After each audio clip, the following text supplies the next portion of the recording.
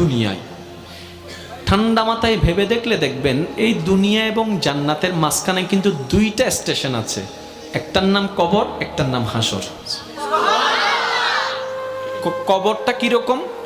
আমাদের দুশমনরা না, আপন জনেরাই কিন্তু খনন করবে, আপন জনেরাই কিন্তু লাশটা রাখবে, আবার আপন জনেরাই কিন্তু ওই দেহটার উপরে বাঁশ বিছিয়ে মাটি চাপা দিবে, চতুর্দিক থেকে অন্ধকার করে ফেলবে। মনে রাখবেন, কবর আলোকিত হয় ঈমানের আলোয়, সুবহানাল্লাহ, আর হাসর আলোকিত হবে আল্লাহর রহমতের সাথে আপনার আমলের আলোয়, সুবহানাল্লাহ। হাসর আলোকিত হবে আমলের গুণে, কবর আলোকিত হবে ঈমানের গুণে। আর ঈমানটা কানে থাকে না, মনে থাকে। তাহলে সেই মনটাকে যদি আপনি পরিষ্কার করে ফেলতে পারেন, হ্যাঁ সত্য